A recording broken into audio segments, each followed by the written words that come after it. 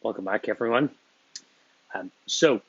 We looked at the first two series of images, and now we're taking something of a leap um, to something much more contemporary. Right? If we look at modernist artworks, as we have here, right? Modernism, kind of difficult to date modernist artworks, but normally you might think somewhere 1850s to the 1950s, 1960s, right? 1960s, really postmodernism comes into being.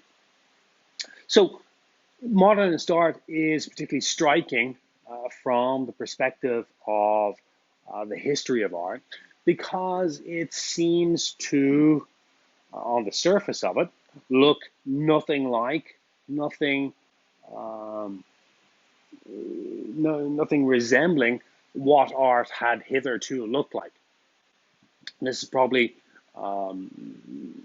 most significantly, it stops being representational in the same way as art had been.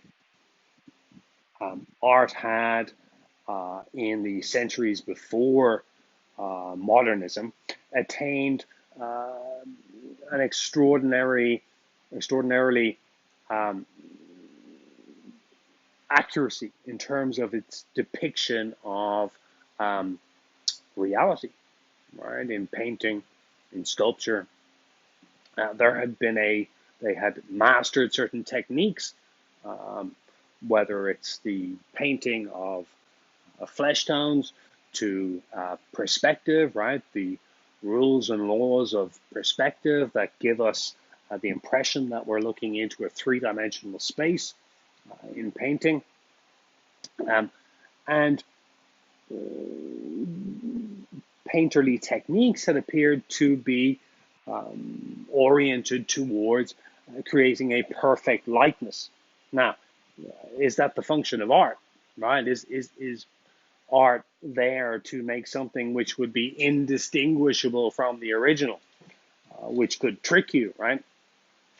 There's a famous story in ancient Greece of competition between two painters, and the one who's painting of grapes, attracted the birds, and the birds tried to start pecking at the painted grapes. You know that, oh well, he must be the winner then, right? Um, well, it's doubtful that this had ever been the most important function of art, um, and it's certainly doubted in modernist painting and modernist art in general, which seem to lose that aspect of even attempting to represent some recognizable object or some recognizable scene. So if you look at the Rothko here, right, it's a pure play of form and color, right, and of texture, right? Texture somewhat lost by not being having the artwork present before one, right, where you would see the lovely texture of the paint would give a pleasant tactile sensation, and the luminosity of the colors, right, color and form, right, seemingly abstracted from, taken away from the sorts of representational functions that they might otherwise have, and to have been chosen purely for their aesthetic qualities, purely for the sensuous impact that they would have upon us. So, whereas red might have been used to paint a red ball, right? Because the ball is red, I need red paint to color the ball red so it looks like a red ball. Well, here, color is extracted from any sort of representational function, presenting of the object, and is set before us seemingly purely for its own sake, right? Art for its own sake being a major mantra of the modernist enterprise, right? So here art is no longer mimetic, right? That kind of ancient Greek term of mimesis, right? Or mimesis or mimesis, of trying to represent, of trying to imitate reality. Abstraction, of course, you can have abstraction, kind of pure abstraction of a Rothko here, or in the sculpture you have abstraction to the point that there's still a recognizable object there, the human body, right, the human head, but numerous features have been drifted so far away from being an accurate representation. So you can have different degrees of abstraction. Abstraction can be simplifying, right? So when we draw a stick man, right, it is an abstract representation, okay? Or you can have pure abstraction, where it seems to have lost any semblance of a resemblance to an actual object, okay?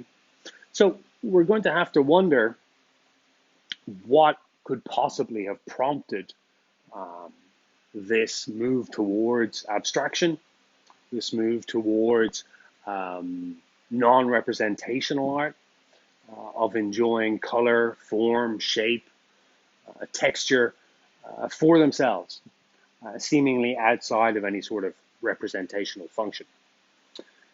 And we're going to have to ask the question of, well, is modernist art this extraordinary interruption or rupture with in terms of continuity, right? A continuity in the Western tradition of art making.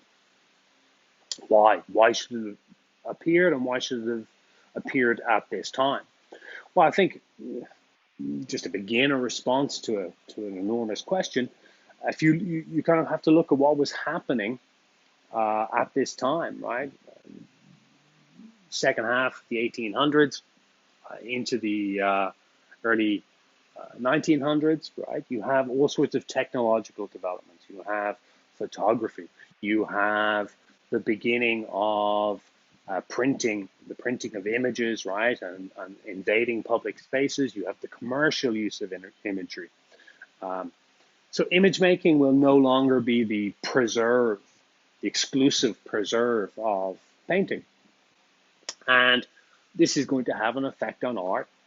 And if you like, you could see modernist art as reacting against, revolting against the types of images that were beginning to be commonplace, to be ubiquitous, right, everywhere in society.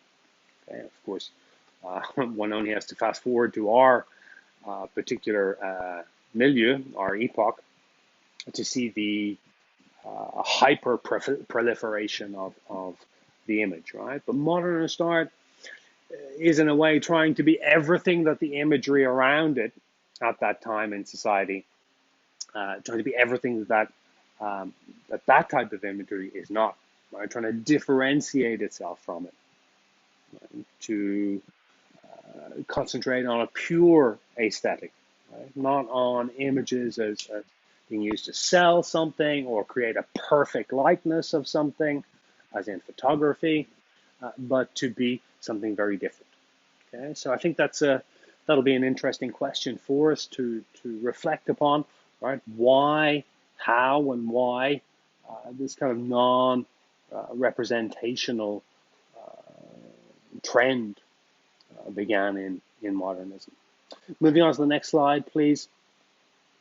Now, gentleman with whom you'll be familiar on the left, and potentially a lady on the right with whom you'll be familiar as well, right? From the sublime to the ridiculous, as they say, right?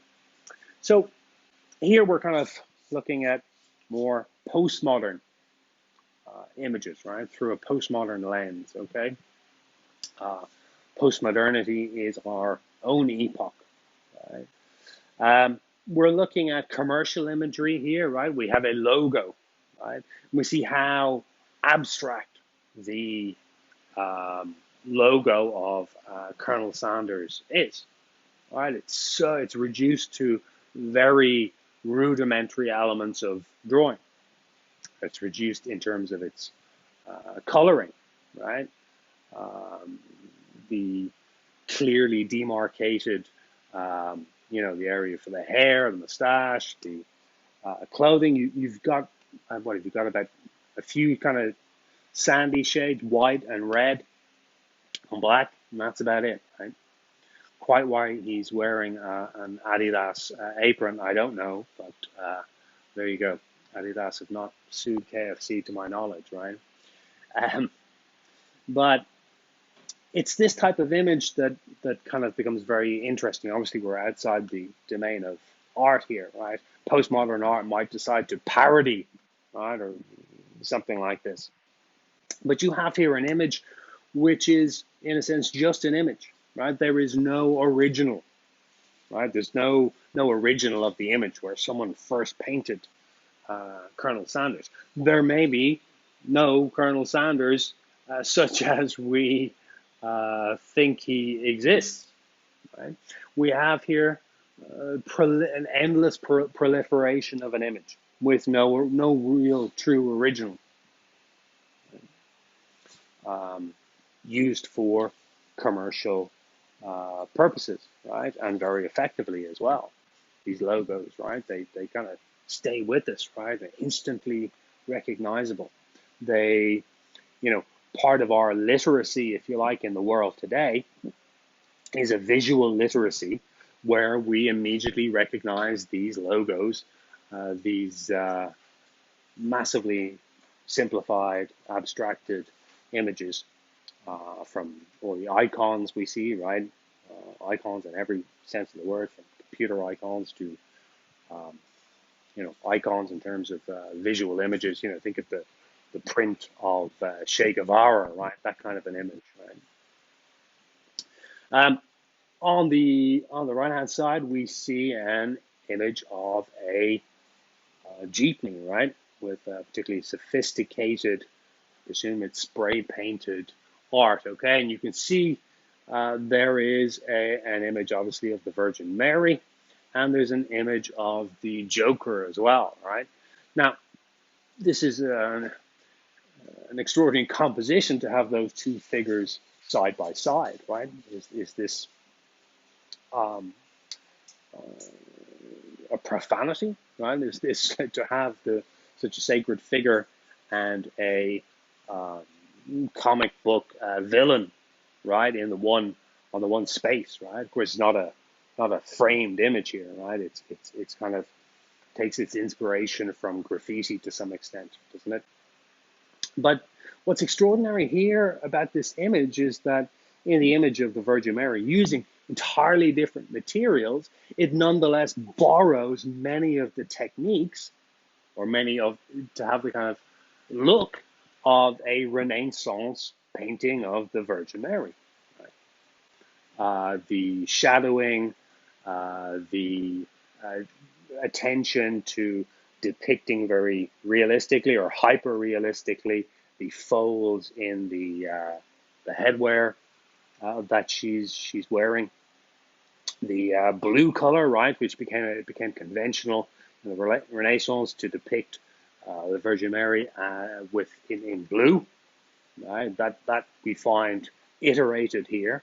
So once you've got seemingly this image that could only occur, could only appear on the side of a jeepney in postmodernity, right? In those fully saturated colors, right? That I suppose the spray painting allows. And yet you've got all of these Renaissance painting techniques are kind of retained in the overall stylistic look of the portrait. Right? So in postmodernity, where the image seems to have become all powerful, right, to have so many media from television, the internet, we're going to have to ask what has happened to art, right? Is this art? Um, is it post art? Uh, what is the status and function? Is this does this represent continuity with the history of art, or does it represent the death of art such as we have known it? Right? When you have, it's kind of, it would be ironic if we were saying, well, art is dead, but the image reigns supreme, right? So we're going to have to talk about this as well, because obviously the lens through which we are looking at art and looking back at art is, of course, going to be influenced and affected by um, current trends and developments and what passes as normal for us, especially for you, having grown up, um, when there was always the internet, right? Not wasn't always the internet for me, but for a large portion of my life, right? So there we go, our range of images, and I hope those images can now be a kind of a source of, you know, kind of stimulate your thinking on some of the questions that we're going to pursue together over the rest of the course. I'll move on in the next little mini lecture, talking about some things on the syllabus and the course description, but for now we shall leave it there.